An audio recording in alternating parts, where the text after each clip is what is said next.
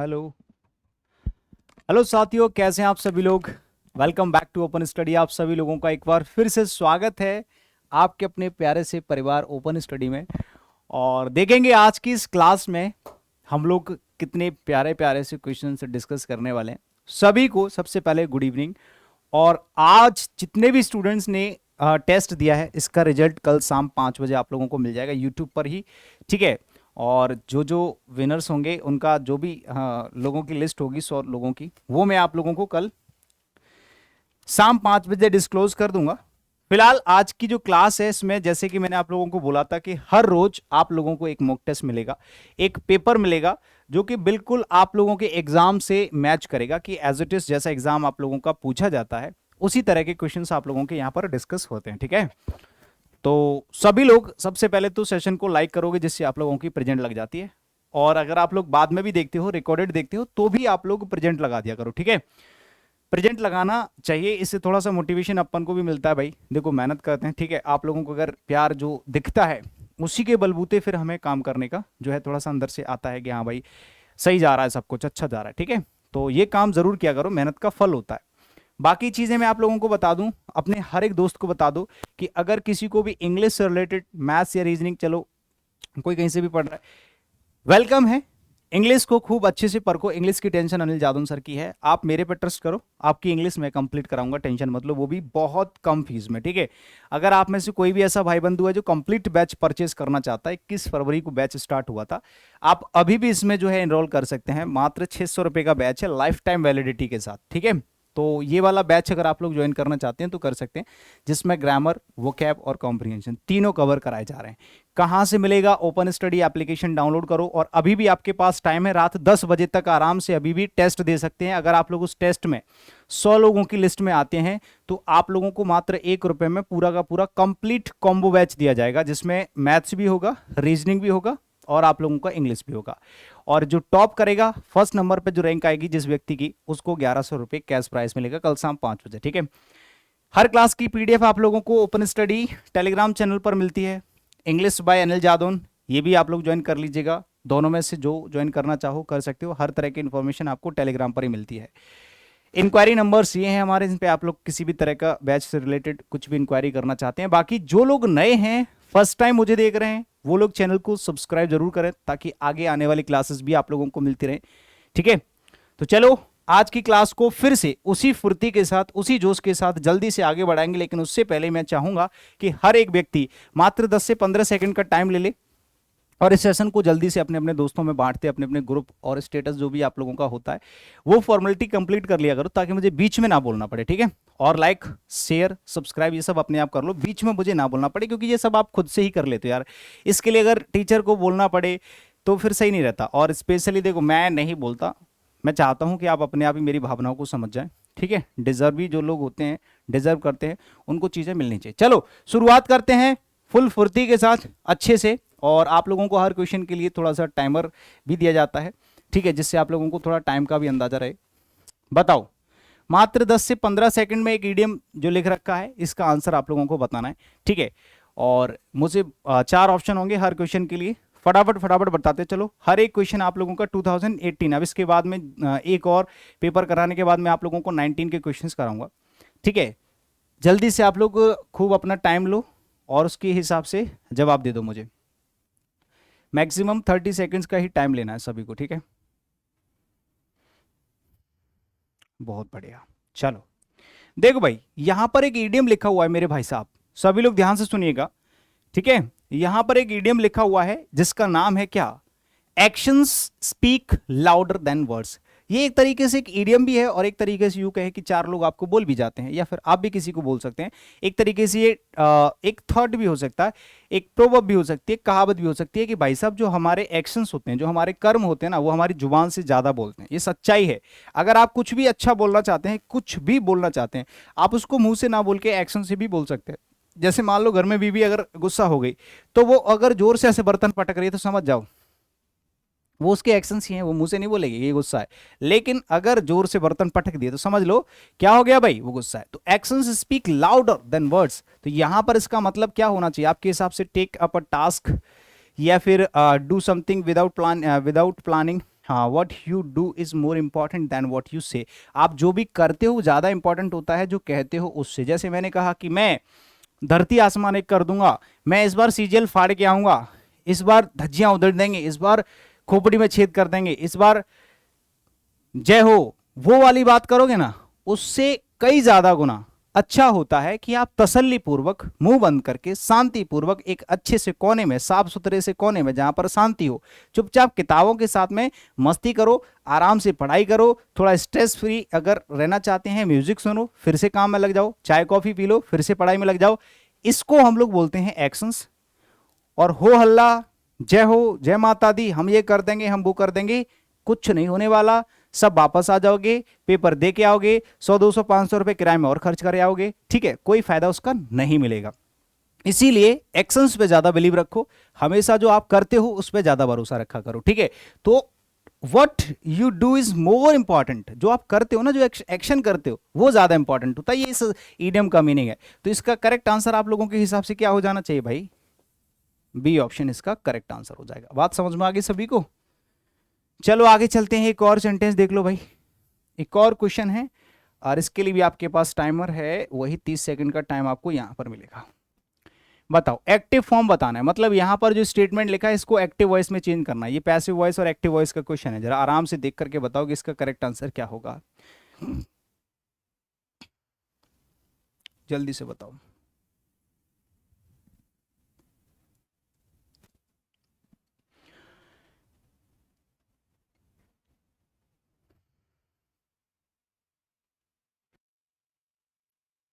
चलो बहुत बढ़िया, हो गया भैया आपका टाइम अप। देखो जरा,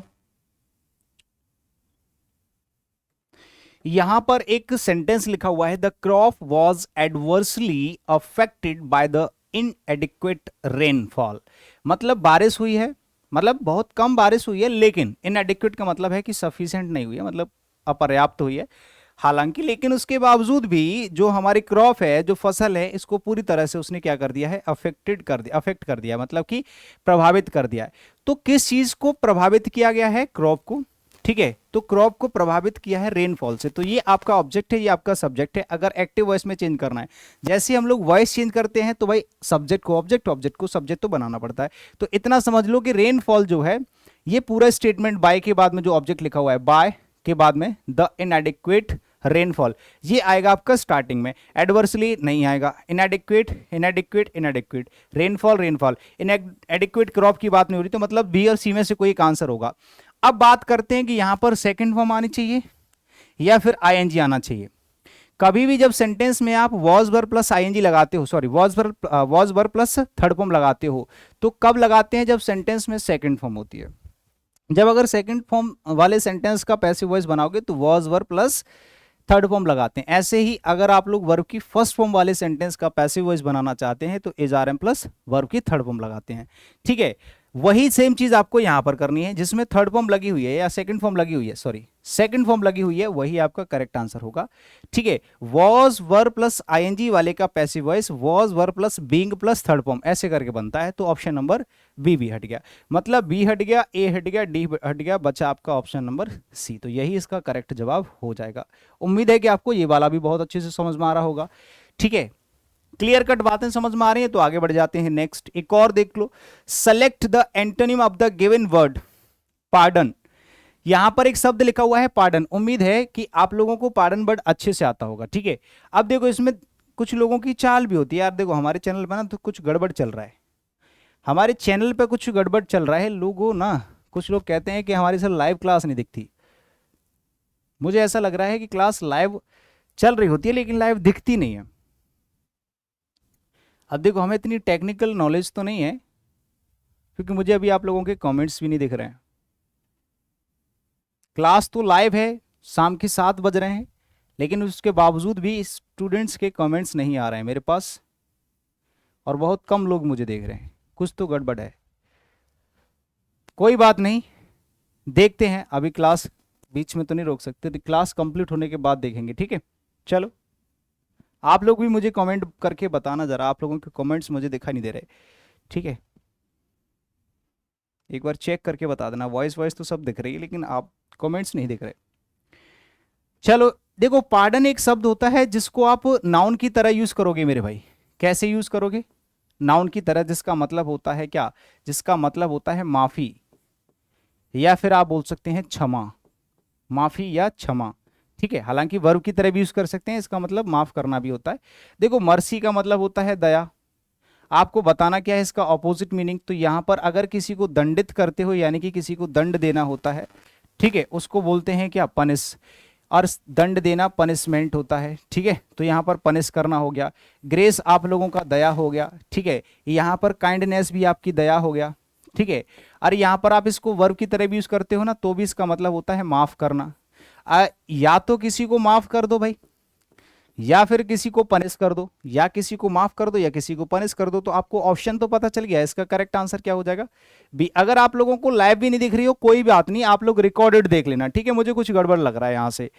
देखो, मुझे आप लोगों के कमेंट्स नहीं दिख रहे हैं इस टाइम पे, और मैं यहाँ से लाइव हूँ, और आप लोगों तक अगर क्लास नहीं पहुंच रही है, और आफ्टर द क्लास अगर आप लोगों के पास ये क्लास रिकॉर्डेड पहुंच जाती है, तो भी आप उतनी ही ईमानदारी से, उतने ही इत्मीनान से आप लोग इस क्लास को पूरा देखना। क्योंकि कभी कभी अगर इशू आते हैं तो उस चीज को आप लोग एक्सेप्ट कर लिया करो। बढ़िया तरीके से आप इस क्लास को अच्छे से देखना। ठीक है, मुझे किसी के कमेंट्स यहाँ पर अभी शो नहीं हो रहे हैं, मतलब क्लास लाइव नहीं चल रही है। अगर ये क्लास रिकॉर्ड हो जाती है तो उसके बाद आप लोग क्या करोगे, इस क्लास को पूरा देखोगे लास्ट तक, और स्पीड अप करके देख लेना अगर किसी को भी स्लो क्लास लगती है तो। लेकिन देखना पूरा, जिससे आप लोग अच्छे से लास्ट तक जो है मॉक टेस्ट का मजा ले सको। ठीक है, कोई इशू नहीं है, यहाँ से क्लास रिकॉर्ड तो जा रही है, मुझे दिख रहा है। ठीक है, वॉइस भी क्लियर है, लेकिन आवाज़ आवाज़ सब बढ़िया है। बस आपके कमेंट्स नहीं दिख रहे हैं, मतलब मैं लाइव नहीं हूँ, शायद ऐसा मुझे लग रहा है। हो सकता है लाइव भी हूँ, कुछ लोग मुझे देख रहे हैं, जैसे यहाँ पर कुछ स्टूडेंट तो हैं लाइव व्यूवर्स में, दिख रहा है मुझे। कुछ के ही रिपीटेडली कमेंट आ रहे हैं, लेकिन ज़्यादातर लोगों के नहीं आ रहे हैं। चलो आगे चलते हैं, नेक्स्ट एक और क्वेश्चन देख लो भाई। ये भी आप लोगों का एसएससी सीजीएल टीयर 1 2018 का ही क्वेश्चन है। ये सारे के सारे 18 के ही क्वेश्चन लिए मैंने। ठीक है, और ये क्वेश्चन है आपका जम्बल्ड सेंटेंसेस वाला। Given below are 4 jumbled sentences, यानी कि PQRS। यहां पर जो क्वेश्चन आपका पूछा गया है वो PQRS वाला है। ये स्ट्रेसफुल, PQRS, ये स्ट्रेस वाला क्वेश्चन मिल गया आपको भैया। बहुत सिंपल सा क्वेश्चन है, आराम से बता पाओगे। इनके ऑप्शंस तो दे नहीं रखे यार, इनके ऑप्शंस तो दे नहीं रखे। एक सेकंड में ऑप्शन देख के बताता हूँ दूसरी फाइल से ना, इसमें ऑप्शन नहीं दे रखे। चलो, ऑप्शन में यहाँ पर लिख दे रहा हूँ आप लोगों को, है ना।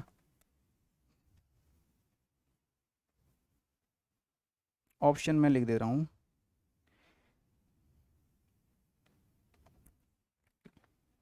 मेरी फाइल पड़ी हुई है मेरे मोबाइल में, दूसरी वाली। एक मिनट चेक करता हूँ उनको।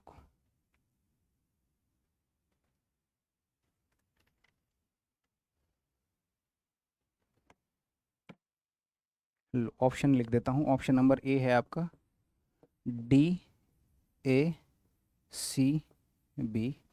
एक ऑप्शन लिख लो DACB, एक लिख लो BDCA। ये आपका ऑप्शन नंबर बी हो जाएगा।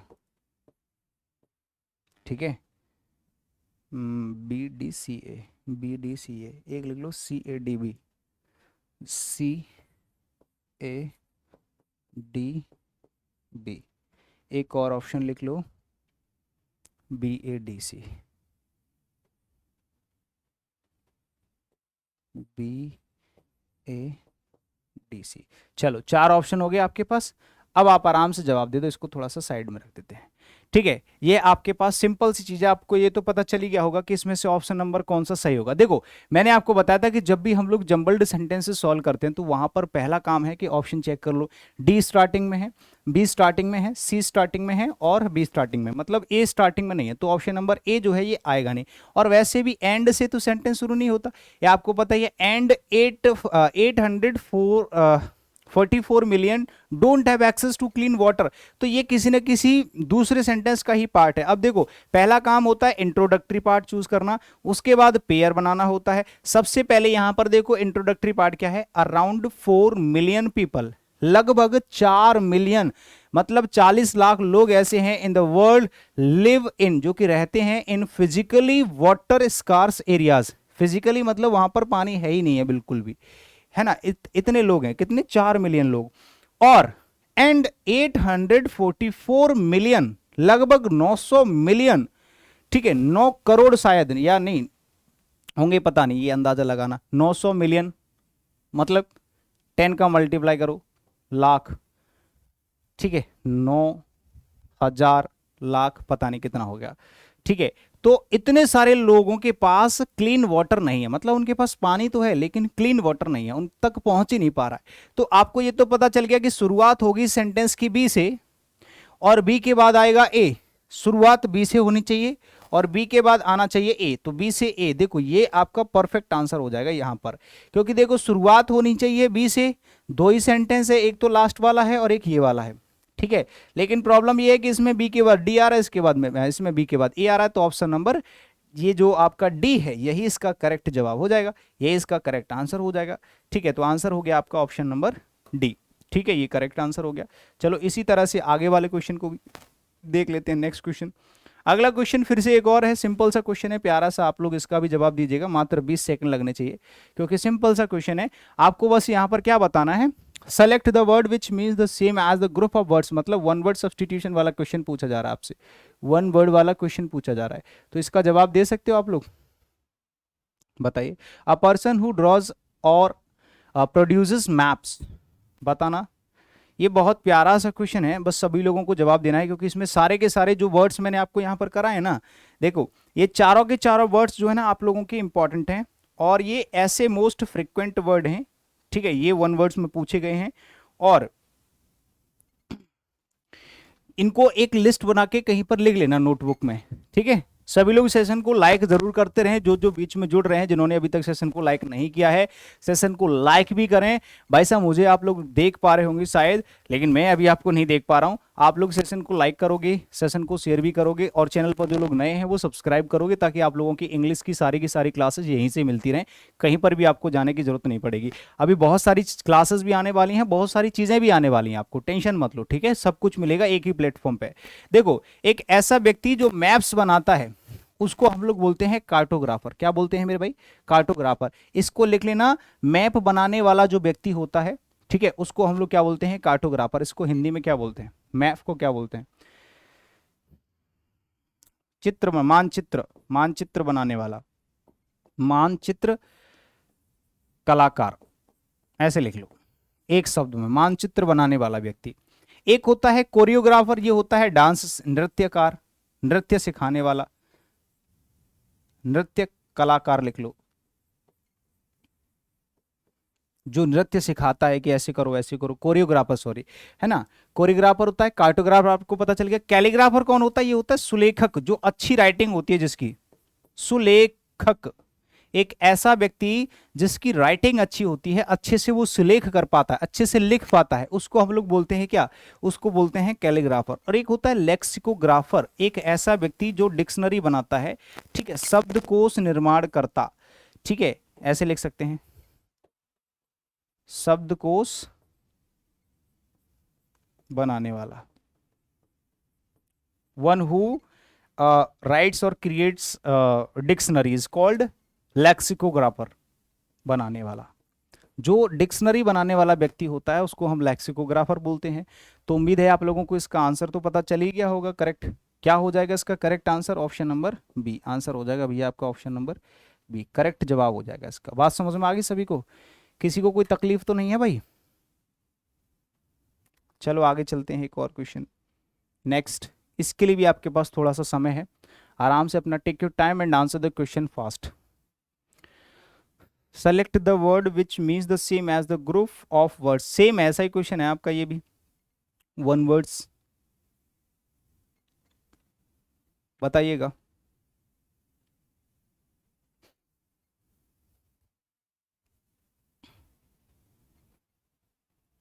बताओ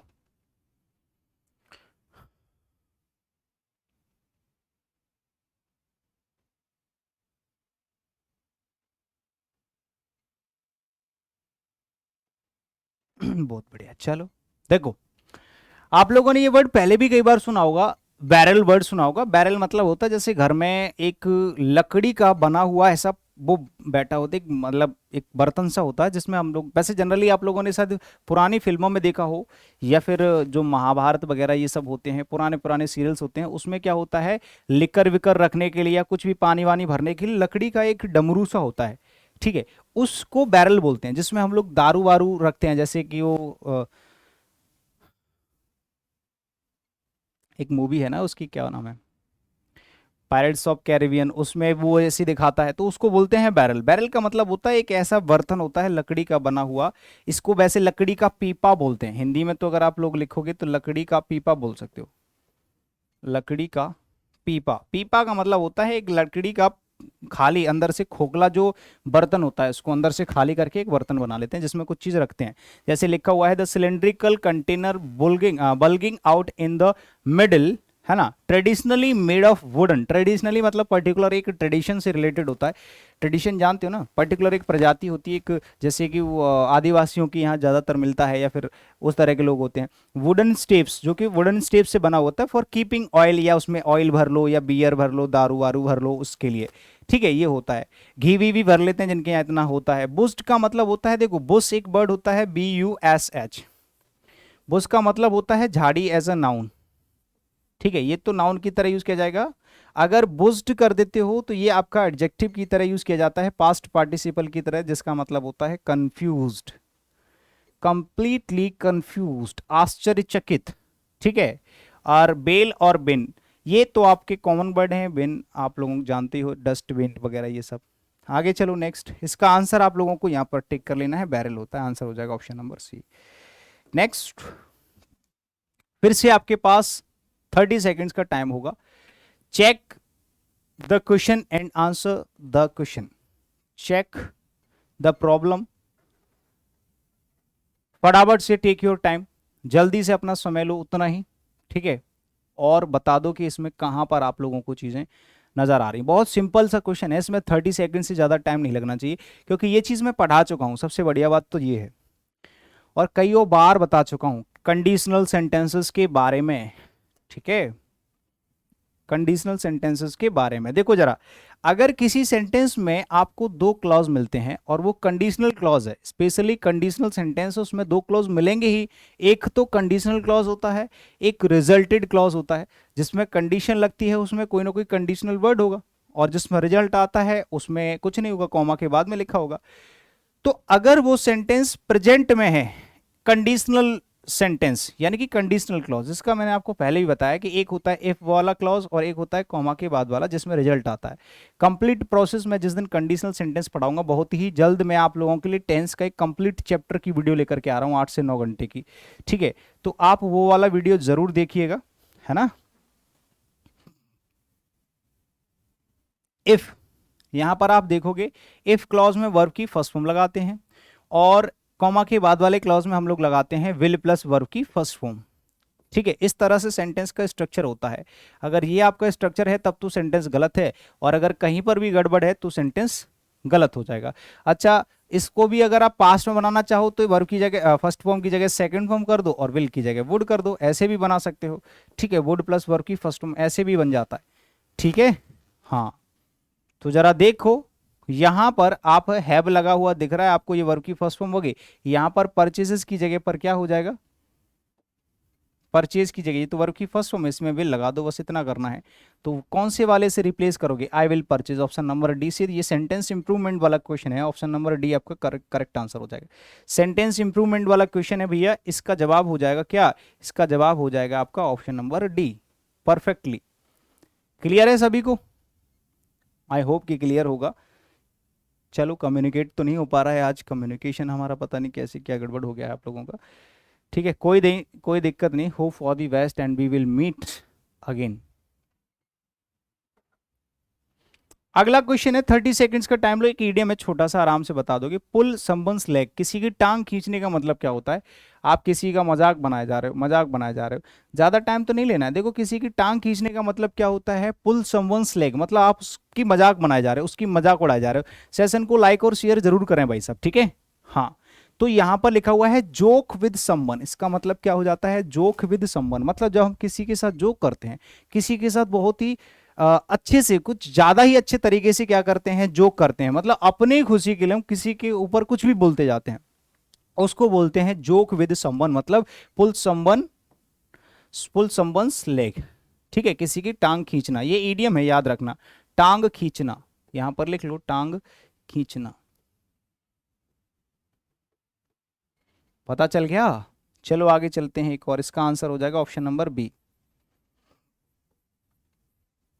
नेक्स्ट, एक और क्वेश्चन का जवाब दो। सेलेक्ट द मोस्ट अप्रोप्रिएट, इसके लिए टाइम लो पहले, फिर मुझे बताना कि इसका आंसर क्या होगा, फिर मैं इसको एक्सप्लेन करूंगा। बताओ, जल्दी से जवाब दो इस वाले सेंटेंस का।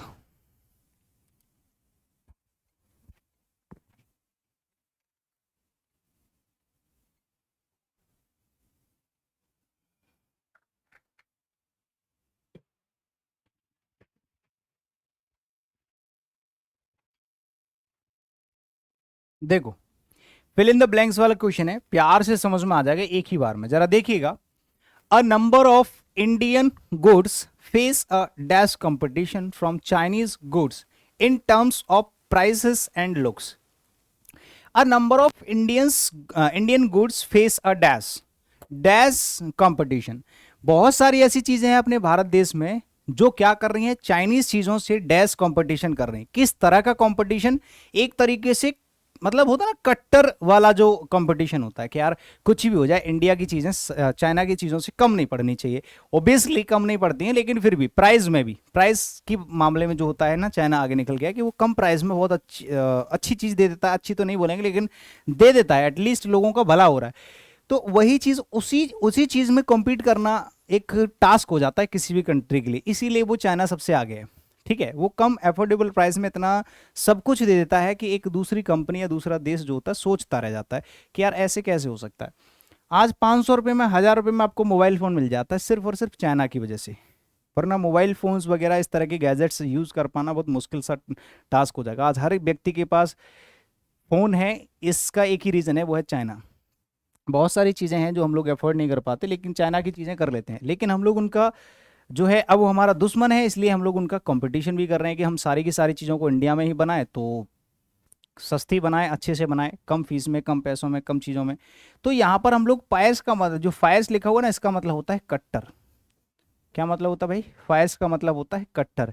एंग्री मतलब होता है गुस्सैल। एंग्री मतलब क्या होता है? गुस्सैल, गुस्सैल। पावरफुल होता है शक्तिशाली, तो शक्तिशाली कंपटीशन नहीं होगा, फिर तो वन साइडेड हो जाएगा ना, शक्तिशाली होगा तो। बोल्ड होता है साहसी। तो यहाँ पर जो अप्रोप्रिएट वर्ड होता है ना, वही हम लोगों को फिल करना होता है। तो यहाँ पर जो बेस्ट एक्सप्रेसेस हो जाएगा इस क्वेश्चन का, वो हो जाएगा फायर्स। ऑप्शन नंबर सी इसका करेक्ट आंसर हो जाएगा। करेक्ट आंसर क्या होगा मेरे भाई? Option number C, perfect answer. बात समझ गए मेरी? तो यहाँ पर आपका ये करेक्ट आंसर हो गया। चलिए आगे चलते हैं। नेक्स्ट, कितने लोग चाहते हैं कि मैं आप लोगों को कंप्लीट टेंस का वीडियो एक ही वीडियो में कंप्लीट टेंस पढ़ा दूं? कंप्लीट टेंस अगर आप लोग चाहते हो तो कमेंट में जरूर बताएं मुझे, ऑफलाइन कमेंट करके कि हाँ sir we want tense complete video, ऐसे करके लिखना। और आप लोगों को अगर स्ट्रेटेजी वाली वीडियो नहीं देख रहे हो ना, तो फिर कोई फायदा नहीं। अगर आप लोग चाहते हैं कि सर हम 100% स्कोर कैसे बनाएं, या फिर हम 50 में से 50 आपकी तरह कैसे मार सकते हैं इंग्लिश में, तो उसके लिए मेरी कंप्लीट स्ट्रेटेजी वाली वीडियो पड़ी हुई है, उसको आप लोग देखो, उससे कुछ सीखो, कौन कौन सी किताबें पढ़नी है, कैसे कैसे पढ़ना है, मैंने सब कुछ बताया है। ठीक है, हाँ, चैनल पे ही पड़ी हुई है, चाह करके देख लेना, हाउ टू क्रैक सीजीएल करके, how to score full marks करके, ऐसे करके मिल जाएगा। तो जवाब दीजिएगा, है ना। अगला क्वेश्चन है, इसका भी जरा जवाब दे दो फटाफट से। इसके लिए भी आपके पास मात्र 30 सेकेंड्स का टाइम होगा। She read the novel since she got up in the morning. Sentence improvement वाला क्वेश्चन है। इसमें एक अंडरलाइन वाला जो पार्ट है, इस पर हम लोग क्या करते हैं, इसको इंप्रूव करके ना सही करते हैं, और उसके लिए ऑप्शंस भी दे रखे हैं हमारे पास, चार चार। बताओ जरा।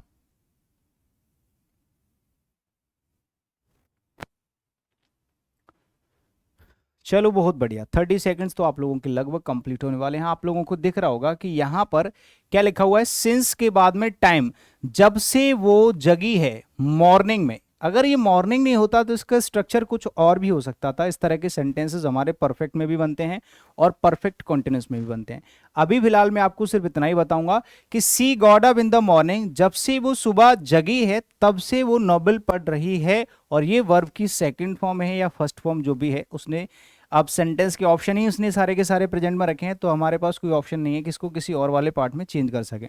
लेकिन इसका एक और रीजन हो सकता है, अगर सेंटेंस में हैड बीन प्लस रीडिंग होता तो वो वाला आंसर ज्यादा प्रेफरेबल होता, ठीक है, वही आंसर प्रेफरेबल होता। तो यहां पर अभी फिलहाल जो है option number A, option number B, option number C क्या हो गया, A B C D, A B C D,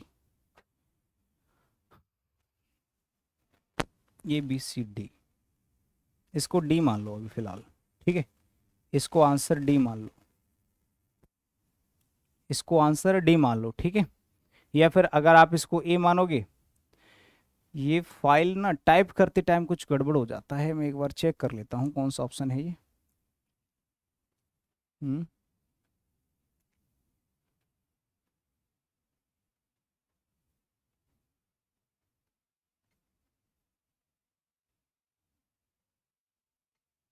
A B C D, सही कर लेना, ये ए बी सी डी ही है। ये ए है, ये बी है, ये सी है, ये बी है, और ये सी है। अरे हटाओ यार,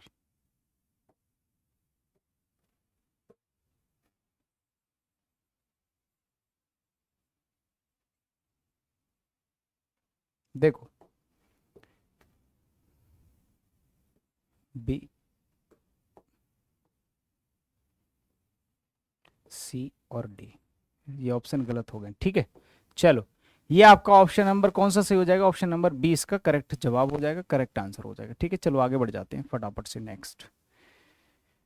सिंस फॉर प्लस टाइम जब दे रखा होता है तब से कोई काम कर रहा होता है तो परफेक्ट कॉन्टिन्यूस में हम लोग बनाते हैं हैव बीन, सही हो जाएगा। आगे चलो, एक और सेंटेंस, इसके लिए भी एक और क्वेश्चन है, इसके लिए भी आपके पास 15 से 20-30 सेकंड का टाइम आप आराम से ले लो, फिर मुझे बताना कि इसमें कहाँ पर गलती, कहाँ पर चीज़ें, ये भी फिल इन द ब्लैंक वाला क्वेश्चन है, आराम से बता दो कि इसमें क्या फिट करना पसंद करोगे। एक है, पहले आप पढ़ लो, पहले अपना आप बता दो, फिर मैं बता दूंगा, ठीक है।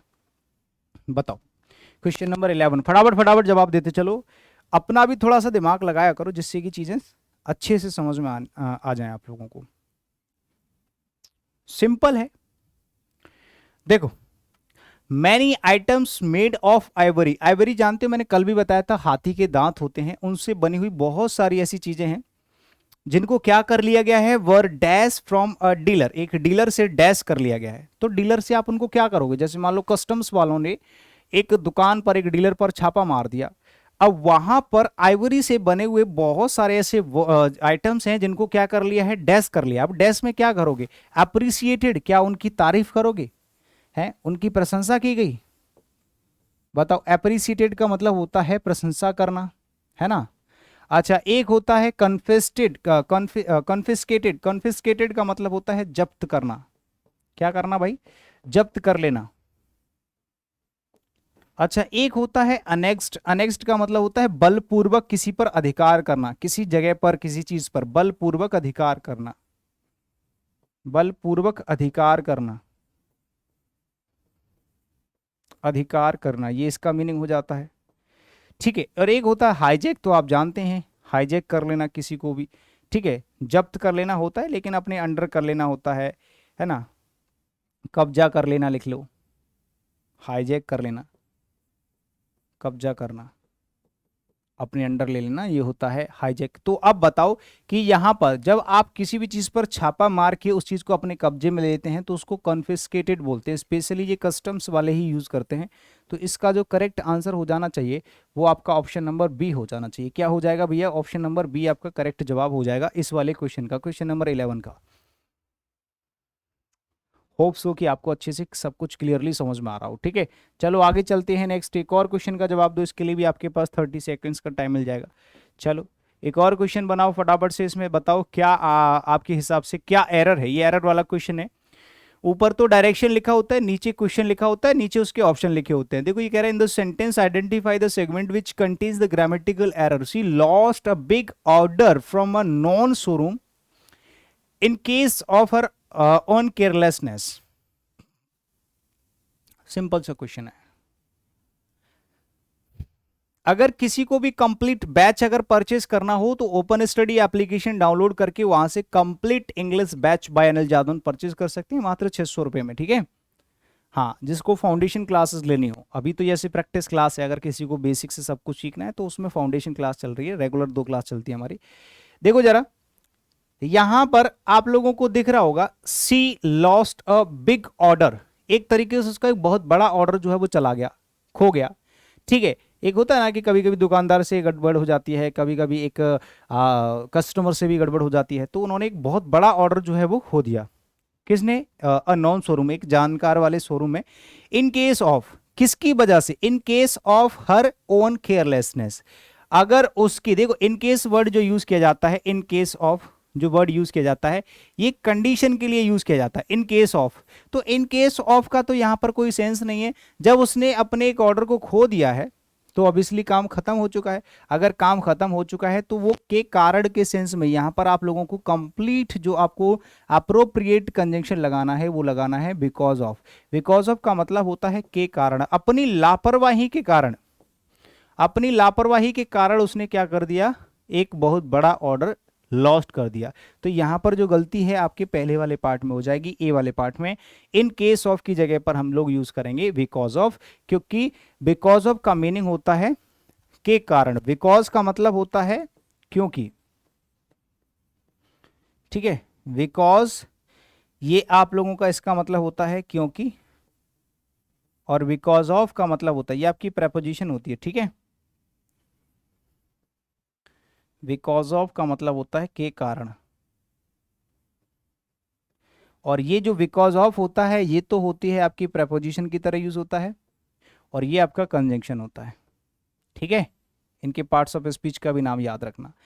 बिकॉज कंजंक्शन होता है, बिकॉज ऑफ प्रेपोजिशन का काम करता है। बात समझ गए ना? आंसर क्या हो जाएगा भाई आपका? Option number A,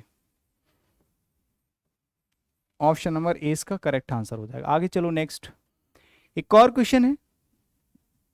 next, select the synonym. 15 second का टाइम काफी होगा आप लोगों के लिए। इनएप्ट एक वर्ड है जिसका मीनिंग आपको बताना है। ऑप्शन से आपके पास 4 मीनिंग है, क्या सिनोनिम बताना है। एक है कैपेबल, एक है फिट, स्ट्रॉन्ग, क्लमजी। बताओ। इनएप्ट एक ऐसा व्यक्ति होता है या कोई भी एक ऐसा इंसान होता है जिसको कोई भी काम दे दो आप, कोई भी काम एक अप्रोप्रिएट वे में नहीं कर पाता, ऐसे व्यक्ति को इनएप्ट बोलते हैं। मैंने कहा भैया आप ऐसा करो, एक 10 रुपए की चीनी ले आओ दुकान से, चाय बनानी है। चलेगी भैया 10 रुपए की, बड़े संभाल के गया, संभाल के आ रहा, फिर भी चीनी को फैला के आ गया। 10 रुपए की चीनी नहीं संभाली जा रही इससे, तो इसको बोलते हैं लाइफ। कहाँ लाइफ में तो रायते फैल ही रहे होंगे इसके। तो इसका मतलब ये आपका एडजेक्टिव होता है, एक ऐसा व्यक्ति होता है जो किसी भी काम को एक अप्रोप्रिएट वे में नहीं कर पाता है, इसको आप बेढंगा बोल सकते हो, ठीक है। और वही मीनिंग होता है क्लमजी का, आप लोगों को पता ही होगा, ये होता है बिल्कुल बेढंगा, ठीक है। बेतुका भी बोल सकते हैं, ठीक है। कोई भी ऐसा काम जो अच्छे तरीके से नहीं किया गया है उसको बोलते हैं बेतुका या बेढंगा, इनएप्ट, ठीक है। अच्छा, कैपेबल होता है योग्य, ये तो आप लोगों को पता ही होगा, कैपेबल का मतलब होता है योग्य। फिट होता है एकदम फिट, हेल्दी, स्वस्थ, स्वस्थ जो व्यक्ति होता है। एक होता है स्ट्रॉन्ग, स्ट्रॉन्ग मतलब होता है कठोर, कठिन।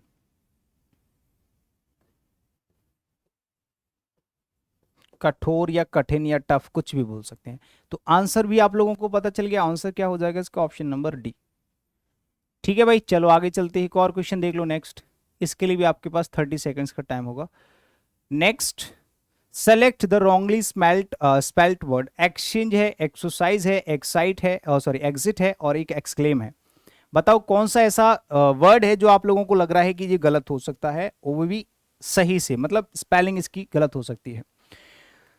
सभी लोग थोड़ा सा अटेंटिव होके पढ़ा करो और वीडियो को ना सीरियसली देखा करो। ऐसा नहीं है कि आप लोग केवल वीडियो समझ के देख रहे हो, आप इसको एक क्लास समझ के देखा करो, एक मॉडल पेपर समझ के देखा करो। आप ये सोच के देखा करो कि भैया अब ज्यादा टाइम नहीं है हमारे पास, मात्र 30 डेज का एक प्लान बचा हुआ है, जिसमें अभी 2-4-6 दिन तो आप लोग होली में ही निपटा दोगे।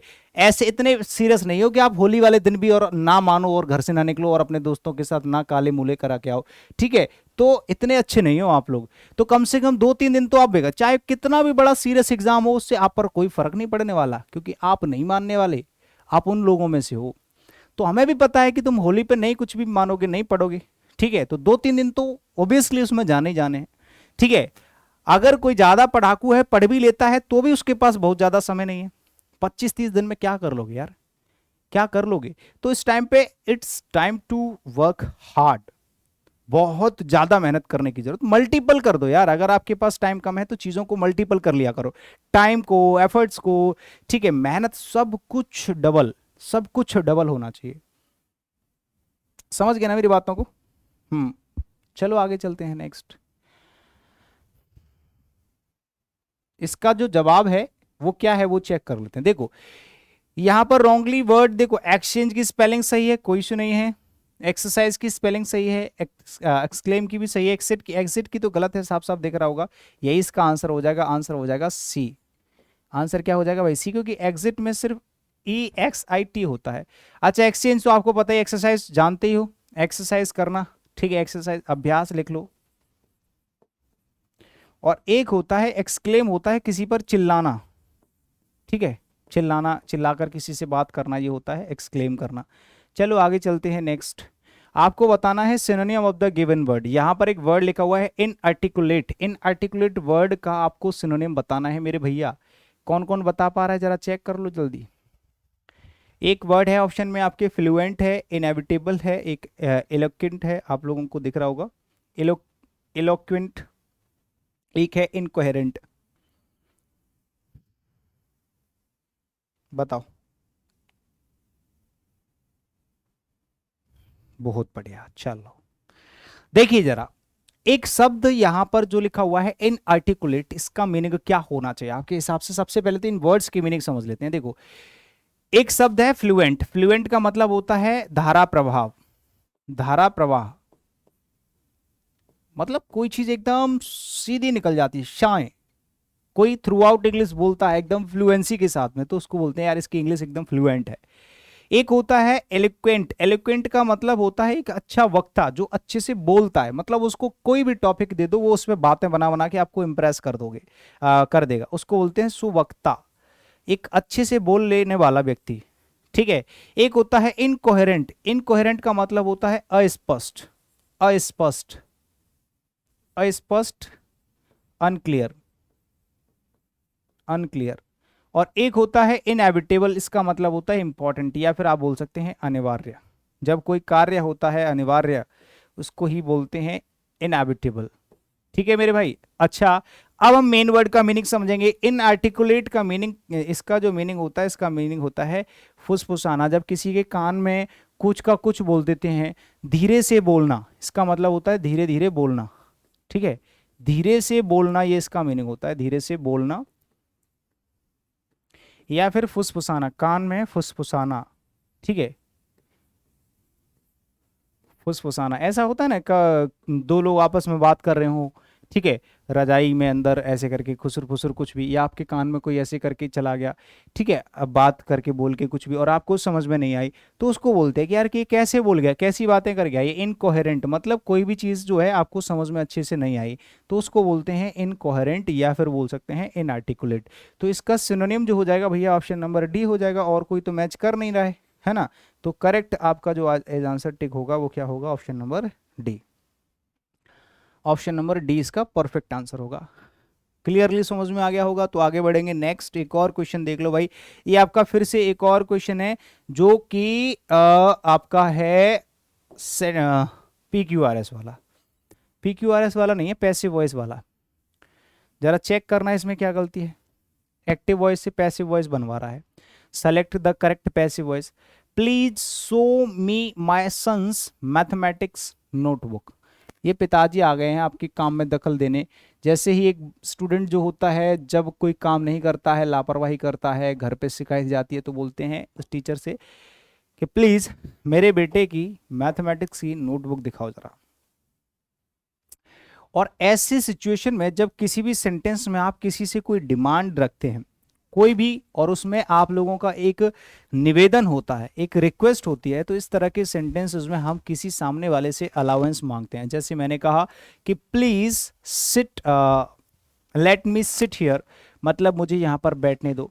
तो इस तरह के सेंटेंस को मैंने आपको पैसिव वॉइस में बनाना सिखाया था कि let me, let I may be allowed to sit here, ऐसे करके बोलते हैं ना जब हम किसी से रिक्वेस्ट करते हैं कि यार मुझे ये काम करने दिया जाए या मुझे प्लीज ये काम करने दो, तो वहां पर बोलते हैं कि I may be allowed to do this work, I may be allowed to sit here on this bench, इस तरह से बोल देते हैं। तो यही चीज है मेरे भाई, यहां पर भी सेम वही चीज है, ध्यान से सुनिएगा। Please show me my son's mathematics notebook, इसमें जो सेंटेंस लिखा हुआ है I may please be shown my son's mathematics notebook, अगर आप इसमें से कोई दूसरा लगाते हैं तो जरा चेक कर लेते हैं। I will please be shown, कोई सेंस बनता है? नहीं बनेगा। My son's mathematics notebook was, please was और यहां पर है फर्स्ट फॉर्म, तो ये भी नहीं होगा। मैंने कहा कि एक्टिव वॉइस से पैसिव वॉइस में चेंज करो या पैसिव वॉइस से एक्टिव वॉइस में, उस वॉइस का टेंस चेंज नहीं होना चाहिए, टेंस चेंज नहीं होना चाहिए। बात समझ रहे हो ना? जो प्रेजेंट है तो प्रेजेंट में ही रहेगा, पास्ट है तो पास्ट में रहेगा, इस तरह से, ठीक है। अच्छा, यहां पर आप देख पा रहे होंगे माय सन्स वाला हट गया। My son may please be shown the mathematics notebook है, इसमें आई की तो बात ही नहीं हुई, नहीं हुई है तो ये वाला भी हट जाएगा। सिर्फ ऑप्शन नंबर बी है जो इसका करेक्ट जवाब हो सकता है एज पैसिव वॉइस। हालांकि इसको आप किसी दूसरे तरीके से भी बना सकते हो, कई तरीके होते हैं एक ही एक पैसिव वॉइस को चेंज करने के, लेकिन वो सब अभी हम लोग पैसिव वॉइस में ही पढ़ सकते हैं, यहाँ पर तो पढ़ने के काबिल नहीं है क्योंकि ये मॉक टेस्ट है, टारगेटेड सेशंस हैं, टारगेटेड मॉक टेस्ट हैं। यहाँ पर सिर्फ आपको अपने स्कोर और एक्यूरेसी पर ध्यान देना है, ठीक है भाई। चलिए बहुत बढ़िया, आगे चलते हैं। उम्मीद है कि आप लोग मुझे सुन पा रहे होंगे, देख पा रहे होंगे अच्छे से। अगर आप लोगों के पास रिकॉर्डेड पहुंचता है तो भी आप लोग अच्छे से अच्छा परफॉर्म करना, ठीक है। वीडियो जो है ये आप लोगों को दिख रहा हो, शायद लाइव नहीं दिख रहा हो, मैं आपको पहले ही बता रहा हूं क्योंकि इसमें कमेंट आना हो गए हैं बंद, और मुझे जितने स्टूडेंट पहले देख रहे थे उतने ही दिख रहे हैं, इसका मतलब कुछ गड़बड़ हुआ है इसमें, टेक्निकली फॉल्ट। चलो आगे चलते हैं। Select the wrongly spelled word, comparable, commission और कंसाइंस, और एक है आपका कमेटी। ये वर्ड इतनी बार पूछा जा चुका है, कमेटी वाला वर्ड स्पेलिंग टेस्ट में ही पूछा जाता है, इसमें बड़ी गलतियां मिलती हैं। तो जरा चेक करके मुझे बता सकते हैं आप में से कि कौन है ऐसा व्यक्ति जो इसमें से एक मीनिंग ढूंढ सकता हो जिसमें कोई गलती है? ठीक है, कमेटी की स्पेलिंग तो दिमाग में रहनी चाहिए हर वक्त, ये आप लोगों को याद कर लेनी है। कमेटी में क्या होता है भाई? COMMI, ठीक है, MMTEE, और बीच में आई आपको ऐड कर देना है। तो ये तो स्पेलिंग सही है, इसमें तो कोई इशू है नहीं है। कंपैरेबल भी सही है, कमीशन भी सही है, ओके है, ऑल ओके। कमीशन में देखो ये भी स्पेलिंग पूछी जाती है, 2M 2S बीच में आई, कमीशन, और ON तो आपको पता ही है। कंसाइंस जो है ये भी सही सी लग रही है, लेकिन इसकी स्पेलिंग में थोड़ा सा गड़बड़ कर दिया है, CONCIENCE। कंसाइंस का मतलब होता है मानव चेतना,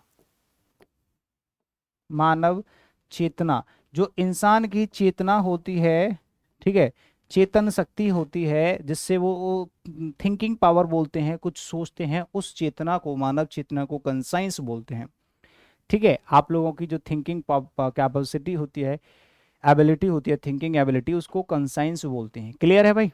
बात समझ गए सभी लोग? ऑफलाइन कमेंट करके सब कुछ बताना आज की क्लास के बारे में कि कितनी एक्यूरेसी रही, कितना आप लोगों को समझ में आया, कितनी चीज़ों में प्रॉब्लम हुई, किसी को वीडियो में तो कोई दिक्कत नहीं हो रही है, क्योंकि अभी मैं बीच में क्लास रोकूंगा, पता चली मेरी आधी की मेहनत ही खराब हो गई है ना। लेकिन एटलीस्ट अगर कंप्लीट होते होते अगर आप तक वीडियो पहुँच भी गया तो भी मुझे शांति मिलेगी, कम से कम आप तक वीडियो पहुँच गया, ठीक है। हाँ, अभी टेक्निकली कुछ इशू आ रहा है इसमें तो इसीलिए गड़बड़ हो रही है, ठीक है। नेक्स्ट आंसर क्या हो जाएगा? Option number D. चलो लग जाओ काम पे। Antonym of the given word exceptional, अगर कोई काम है, कोई चीज है एक्सेप्शनल है, जैसे मैंने कहा कि इस तरह के जो कॉन्सेप्ट्स हैं ये एक्सेप्शनल हैं, जनरली नहीं मिलते हैं, तो आप क्या कहोगे एक्सेप्शनल का मतलब बताना जरा। एंटोनिम बताना है। एक्सेप्शनल का मीनिंग आपको पता होना चाहिए और उसके बाद जो ऑप्शंस दे रखे हैं इनके भी मीनिंग आपको पता होना चाहिए। ठीक है, बताओ जल्दी। 25 सेकंड काफी है। देखो जरा, पहली चीज, एक्सेप्शनल का मतलब होता है अपवाद। ये भी आपका एडजेक्टिव होता है, ध्यान पूर्वक सुनते चलिएगा। जिसका मतलब होता है मेरे प्यारे साथियों अपवाद। अपवाद मतलब आप बोल सकते हैं अनकॉमन। अगर कोई चीज ऐसी है जो कॉमनली नहीं मिलती है, ठीक है, उसको बोलते हैं असामान्य, अपवाद, एक्सेप्शनल। ठीक है, तो अनकॉमन का मतलब हो गया असामान्य, असाधारण, जो चीज सामान्य नहीं होती है। एक होती है अनइमेजिनेबल, अनइमेजिनेबल अकल्पनीय, जिसकी कल्पना नहीं की जा सकती, अकल्पनीय। ठीक है, एक होता है अनरिमार्केबल, ये होता है, रिमार्केबल होती है कोई भी चीज, ठीक है, रिमार्केबल होती है कोई चीज एक्सेप्शनल, और अनरिमार्केबल होती है कोई नॉर्मल चीज। जैसे मैंने कहा कि ये बंदा ना रिमार्केबल है, मतलब मैं इसको हर बार देखता हूं। और ये कुछ ऐसे स्टूडेंट हैं हमारे हमारे जो चैनल के, जो मतलब मेरी क्लास कहीं पर भी चल रही हो, कैसी भी, मोस्टली सारे के सारे जितने भी, हमारे पास भीड़ भाड़ तो नहीं है, जितने लोग हैं हमारे पढ़ने वाले हैं रेगुलरली, उनको इंग्लिश समझ में आती है, अच्छे से पढ़ते हैं, रेगुलर आते हैं, तो ये लोग रिमार्केबल हैं, स्पेशल हैं, मतलब विशेष हैं। इनकी नज़र मेरे पे पड़ती है, मेरी नज़र इन पे पड़ती है, इनके नाम तक याद हो गए हैं, है ना, बहुत सारे नाम तो बिना देखे बता देते हैं। तो अनरिमार्केबल और रिमार्केबल, रिमार्केबल मतलब कोई चीज स्पेशल होती है, अनरिमार्केबल असाधारण। क्या हो जाएगा, असाधारण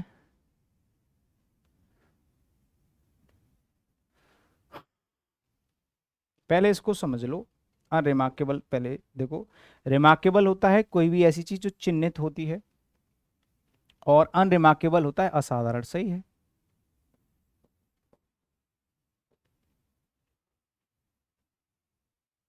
असाधारण। ठीक है, और एक होता है अनथिंकेबल, अनथिंकेबल मतलब होता है जिसको मतलब सोचा ना जा सके, या फिर कल्पनीय बोल सकते हैं आप, एक तरीके से कल्पना के योग्य, कल्पनीय, केवल कल्पना ही कर सकते हैं, उसको सोच नहीं सकते, या फिर अनथिंकेबल बोल सकते हैं। तो अनरिमार्केबल ही इसका करेक्ट आंसर हो जाएगा। एक्सेप्शनल का जो है अनकॉमन, अनरिमार्केबल, अनकॉमन असाधारण, साधारण नहीं, उल्टा बता दिया मैंने, हाँ साधारण होता है। अनरिमार्केबल तो साधारण ही होएगा ना भाई, इसका मतलब साधारण होगा, मैंने उल्टा लिख दिया जब भी मैं कहूँ। जैसे मैंने कहा कि ये बंदा रिमार्केबल है, मतलब ये नोटिसेबल है, इसको हम नोटिस कर लेते हैं, मतलब ये स्पेशल हो गया। लेकिन अगर कोई चीज़ अनरिमार्केबल है, जो कि चीज़ इग्नोर हो जाती है, बोलते थे हाँ एसएससी तो बहुत सारी किताबें हैं, ये कोई किताब ऐसी है रिमार्केबल है, तो ये रिमार्केबल का उल्टा है। ठीक है, साधारण बोलेंगे, है ना। करेक्ट आंसर हो जाएगा इसका ऑप्शन नंबर डी। आंसर क्या हो जाएगा, option number D correct answer. ठीक है, हाँ, तो आंसर डी क्यों हो रहा है, क्योंकि ये चीज आपकी साधारण है, और इसका मतलब असाधारण है, अपवाद है। ठीक है, अनकॉमन है। तो उम्मीद है कि आपको ये भी समझ में आ जाएगा। आंसर आप लोग यहाँ पर टिक कर लीजिएगा डी। आगे चलते हैं नेक्स्ट, अगला एक और क्वेश्चन देखो, ग्रामेटिकल एरर वाला क्वेश्चन है, सिंपल सी चीज है, इसके लिए टाइमर लगाना हो तो लगा सकते हो, वरना आप अपने आप ही चेक कर लो। ठीक है, 30 सेकेंड्स आप आराम से चेक कर लो, आराम से ट्राई करो, फिर मुझे बता देना। बताओ जल्दी से इसका क्या आंसर लगाओगे आप लोग। Question number 19, check out and answer the question fast.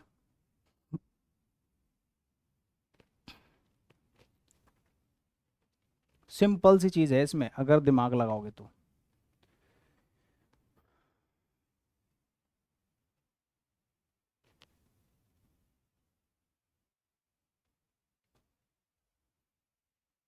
बहुत बढ़िया, देखो जरा आप, यहां पर लिखा हुआ है क्या, एक बार जरा चेक कर लेना सभी लोग। यहां पर लिखा हुआ है torrential rains and winds of up to, देखो टोरेंटियल का मतलब होता है प्रवाह, तेज प्रवाह वाली जो चीज होती है ना, उसको बोलते हैं टोरेंटियल रेन्स। मतलब एक तो बारिश हो रही बहुत तेज, और बहुत तेज हवा चल रही है, up to 170 kilometre per hour, 170 kilometre per hour की स्पीड से, स्वेप्ट अवे रोड्स, रोड्स को स्वेप्ट अवे कर दिया, मतलब साफ कर दिया, सब क्लीन, कुछ भी नहीं बचा रोडों पे। तो स्वेप्ट का मतलब हो गया, ये वर्ब की सेकंड, स्वीप की सेकंड फॉर्म हो गई, ठीक है, वर्ब की साफा पूरा साफ कर दिया रोड्स को और सारे के सारे घरों को, एंड ब्रिजेस और सारे के सारे पुलों को, सारे के सारे ब्रिजेस को, सारे के सारे घरों को, पूरी की पूरी रोडों को, सब कुछ स्वेप्ट अवे कर दिया, दूर दूर तक साफ कर दिया। एंड अब देखो एंड के साथ यहां पर ये जो एंड के साथ है ये तो आपके नाउन जुड़े हुए हैं, रोड्स, होम्स और ब्रिजेस, लेकिन उससे पहले जो वर्ब है वो क्या है, स्वेप्ट, जो कि वर्ब की सेकंड फॉर्म है। अब ये जो एंड है, एंड के बाद यहां पर नाउन नहीं है मेरे भाई, ये वर्ब है, तो इस वर्ब को भी आप उसी फॉर्म में लिखोगे जो फॉर्म पहले वर्ब की यहां पर लिख चुके हैं, क्योंकि दोनों ही वर्ब जो हैं वो एक सब्जेक्ट के लिए काम कर रही हैं, वो है आपका रेन्स एंड विंड्स। तो यहां पर जो वर्ब है ना मेरे भाई नॉकिंग, ये भी आपकी वर्ब उसी फॉर्म में लिखी जाएगी, नॉकिंग की जगह आपको नॉक्ड करना पड़ेगा। क्यों सर? क्योंकि पहले भी वर्ब की सेकंड फॉर्म है, अगर यहां पर वॉज वर्ब प्लस आईएनजी लगा होता तो वहां पर भी हम लोग सिर्फ आईएनजी लगा के सही कर देते। तो जहां पर नॉकिंग डाउन लिखा हुआ है यही पार्ट जो है आपका गलत हो जाएगा, नॉकिंग की जगह नॉक्ड हो जाएगा और यही करेक्ट आंसर माना जाएगा, यही करेक्ट आंसर माना जाएगा। आपका आंसर हो जाएगा ऑप्शन नंबर ए, करेक्ट जवाब। ठीक है, चलो आगे चलते हैं, अगला क्वेश्चन। ये आपका जम्बल्ड सेंटेंसेस है और PQRS वाला क्वेश्चन है, जवाब दीजिएगा। Given below are 4 jumbled sentences, select the option that gives their correct order. बताओ, इसके लिए भी आप लोगों को 30 सेकंड्स का टाइम ले लेना है, जवाब दे दो, छोटा सा ही है, 30 सेकंड्स में हो जाना चाहिए आराम से, बताना सभी लोग।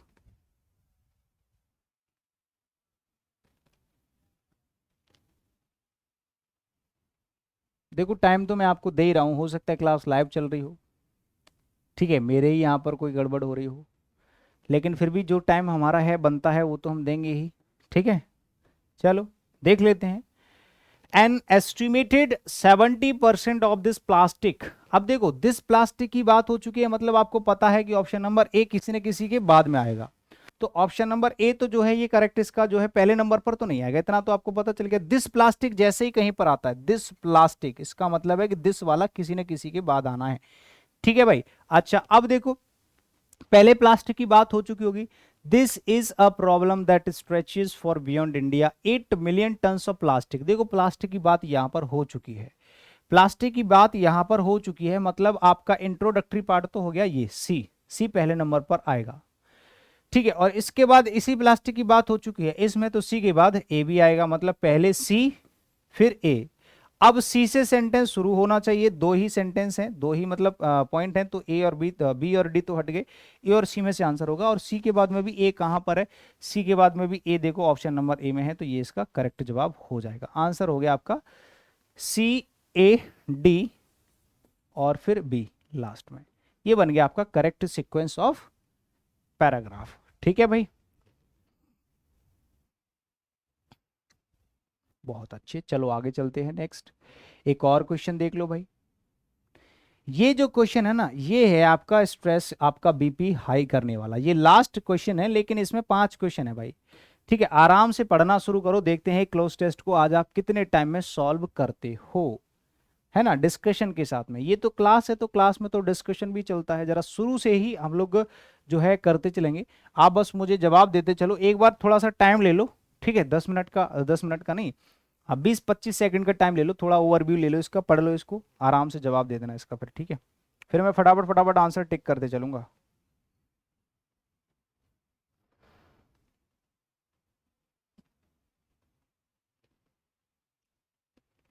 बहुत बढ़िया, चलो शुरू करते हैं। ठीक है, पढ़ लिया होगा, थोड़ा सा दिमाग तो लगाया होगा, अब आप लोग शुरू करोगे यहां से। देखो, eager to control the South Atlantic the British navy has asked admiral Byron dash settling and an island of the South American coast. देखो सबसे पहले यहां पर टेस्ट वर्ड लिखा हुआ है, टेस्ट, ठीक है, सॉरी टास्क नहीं, टास्क्ड है ये, ठीक है, टास्क्ड, टास्क जब किसी को दिया जाता है ना, जैसे कि तुम्हें ये वाला टास्क दिया गया है, आपको ये काम करना है, ठीक है, तो इन्होंने क्या कर रखा है, एक तरीके से एडमिरल को टास्क दे, मतलब जो ब्रिटिश नेवी है उन्होंने क्या है, हैज टास्क्ड एडमिरल बायरन, ठीक है, किसी को एडमिरल हैं बायरन, इनको टास्क दिया है, तो यहाँ पर टास्क के साथ में जब कुछ भी काम करने के लिए आप कोई प्रेपोजिशन यूज करते हैं फिक्स, तो उसके लिए आप लोगों को फिक्स प्रेपोजिशन विद का यूज करना होगा। ठीक है, अगर कुछ भी काम करने के लिए आपने टास्क, और ऊपर से एक और चीज का याद रखना है कि हमेशा प्रेपोजिशन प्लस आईएनजी लगता है अगर वर्ब दे रखी है तो, यानी कि वो प्रेपोजिशन प्लस जेरेंड वाला कंसेप्ट यूज होता है। तो यहाँ पर आप लोगों को प्रेपोजिशन 4 दे रखे हैं, एक तो है फॉर, एक है फ्रॉम, एक है ऑफ और एक है विद। तो आपको यहाँ पर विद सेटलिंग एन आइलैंड, एक आइलैंड को सेटल करने के लिए टास्क दिया गया है किसको, एडमिरल वायरन को। तो यहां पर ऑप्शन नंबर डी आपको परफेक्टली टिक करना होगा, ना यहां पर ऑफ टिक करना है ना फ्रॉम। आपको सुनने में लग रहा होगा, फॉर भी लग रहा होगा और ऑफ भी अच्छा लग रहा होगा, फ्रॉम तो एक बार को सेंसिबल नहीं लग रहा होगा, लेकिन फॉर और ऑफ में से कोई भी एक आपको टिक करने का मन करेगा, लेकिन वो आंसर नहीं होगा। ठीक है, आंसर हो जाएगा आपका option number B, sorry D, with. उसके बाद settling an island of the South American coast. अरे देखो, अगर इस तरह के क्वेश्चंस को आप तसल्ली पूर्वक सुन रहे हो, एटलीस्ट सॉल्व करना छोड़ो, अगर आप लोग ध्यान से सुन भी रहे होंगे ना, तो भी आप लोगों को बढ़िया तरीके से समझ में आएगा और आपका कॉन्फिडेंस बिल्ड होगा। अगर आप जैसे ही देखो, आपने कहा सर चलो सिनोनिम एंटोनिम वाले क्वेश्चन डिस्कस कर लेते हैं, इस तरह के क्वेश्चंस में क्या रखा है, इसको तो छोड़ के आ जाएंगे। जिंदगी में जब आप छोड़ना सीख गए ना, समझ लो उसी दिन से आपकी जिंदगी आपका साथ छोड़ जाएगी। कुछ भी छोड़ो मत, आप उसको प्राप्त नहीं कर सकते, आप उसको हासिल नहीं कर सकते, लेकिन ट्राई तो कर सकते हो, वो तो आपके हक में होता है। कुछ चीजें आपके हक में नहीं होती, लेकिन you will not try, this is not well. अगर आप ट्राई नहीं करोगे, ये आपके लिए अच्छा नहीं होगा किसी भी एंगल से। ठीक है, तो आप जरा ध्यान से सुनना, बस कुछ मत करो, ध्यान से सुन तो सकते हो, देख तो सकते हो, है 10-20 MB नेट तो खर्च कर सकते हो, ये तो कर ही सकते हो। इसके बाद आपका कॉन्फिडेंस बढ़ेगा, आप फेस करने के आदी हो जाओगे ना जब चीजों के, तब आपको पता चलेगा कि हाँ हम लोग फेस करने से कितनी चीजें। जब तक आप क्लोज टेस्ट फेस नहीं करोगे समझ में नहीं आएगा। आगे चलते हैं, देखो American coast dash ships could resupply and then finding an alternative dash. जहां पर जो शिप्स होते हैं रिसप्लाई होते हैं, जैसे कि यहाँ पर आप कोस्ट गार्ड क्या करते हैं, कोस्ट गार्ड जानते हो, कोस्ट जानते हो ना, इंडियन कोस्ट मतलब अमेरिकन कोस्ट, इंडियन कोस्ट। तो कोस्ट मतलब जो होते हैं आपके बीच जहां पर शिप्स वगैरह आते हैं, फिर से दोबारा उनको सप्लाई किया जाता है। तो देयर नहीं होगा, वहां नहीं बता रहा है, जहां की बात कर रहा है, जहां पर। ठीक है, उस आइलैंड को सेटल करने के लिए अमेरिकन, जहां पर क्या करते हैं, साउथ अमेरिकन कोस्ट, जहां पर शिप्स कुड रीसप्लाई, जहां पर शिप्स को दोबारा से सप्लाई किया जा सके। ठीक है, तो यहां पर ऑप्शन नंबर आपका बी करेक्ट आंसर हो जाएगा। वेयर भी गलत हो जाएगा और वेयर एवर भी गलत हो जाएगा। वैन, सॉरी वैन यूज नहीं होगा, वेयर होगा। ठीक है, ये नहीं होगा, वेयर होगा, वेयर। करेक्ट आंसर आपका क्या हो जाएगा, ऑप्शन नंबर सी। अच्छा, अब इसके आगे पढ़ना जरा, 23rd वाले का आंसर क्या होना चाहिए आपके हिसाब से। 23rd वाले का आगे लिखा होगे वेयर, जहां पर शिप्स रिसप्लाई किए जाते हैं, किए जा सके, and then finding an alternative dash, alternative, और उस रास्ते से, जैसे मान लो किसी रास्ते में चोर मिलते हैं, तो क्या आप उस रास्ते से जाओगे, नहीं जाओगे, तो फिर उसके लिए अल्टरनेटिव डैश ढूंढना पड़ता है, अल्टरनेटिव रास्ता ढूंढना पड़ता है। अब रास्ते भी अलग अलग होते हैं, अगर आप रोड से जा रहे हैं तो आप उसको पाथ बोल सकते हैं, रोड बोल सकते हैं। ठीक है, पैदल जा रहे हो तो पाथ बोल सकते हैं, गाड़ी से जा रहे हो रोड बोल सकते हैं। ठीक है, मीन्स तो अर्थ होता है, इसका कोई मतलब नहीं है। लेकिन पानी का या जहाज का या फिर हवाई जहाज के जो रूट होते हैं ना, उनको हम लोग रूट बोलते हैं। ठीक है, रूट बोलते हैं। जिस पर रडार होता है, रडार तो जहाज़ों के लिए मतलब एरोप्लेन्स के लिए यूज़ किए जाते हैं, लेकिन जो हमारे पानी के जहाज होते हैं, बोट होती है, इनके लिए रूट होते हैं, या फिर जंगल से आप जा रहे हो तो ये रूट होते हैं। ठीक है, इनको बोलते हैं। अच्छा, आगे देखोगे, नेक्स्ट यहां से पढ़ना शुरू करो। Admiral Byron confronted the world's dash body of water, dash body of water. तो वर्ड्स जब एपोस्ट्रोफी एस के बाद में लार्जर लगाओगे तो देन भी होना चाहिए, नहीं आ सकता है, लार्ज नहीं आएगा क्योंकि कंपैरिजन भी करना है। ठीक है, ये कह रहा है कि किस तरह की बॉडी वाटर है भाई, सबसे बड़ी, और मोर लार्जर दोनों एक साथ हो जाए ऐसा पॉसिबल नहीं है, तो लार्जेस्ट बॉडी वाटर। ठीक है, the endless Pacific ocean after a month of empty blue horizon a टिनी island dash Byron joyously. तब कुछ समय के बाद, 1 महीने के बाद, मतलब 1 महीने तक वो पानी पानी में चलते रहे बायरन, तब जाके उनको एक छोटा सा आइलैंड डैश डैश हुआ, मतलब ये हुआ, मतलब उनको एक छोटा सा आइलैंड दिखा। अब दिखने के लिए, जब मान लो आपको 5 किलोमीटर दूर से कोई चीज दिख रही होगी, तो तो आप उसके लिए क्या यूज करोगे, है कम आउट यूज करोगे, नहीं। ठीक है। अपीयर्ड यूज करोगे या सोड? सोड तो साफ साफ दिखाई देना होता है, स्टूड अप मतलब किसी के लिए खड़े होना होता है। एक होता है आप लोगों का अपीयर्ड, मतलब महसूस होना, जैसे दिख रहा है ना कि यार सामने कुछ दिख रहा है, मुझे भूत सा दिख रहा है, तो उसको बोलते हैं something is appeared in front of me. ठीक है, आई अपीयर्ड समथिंग, ऐसे करके बोलते हैं। तो वहां पर अपीयर्ड मतलब कुछ महसूस सा होना।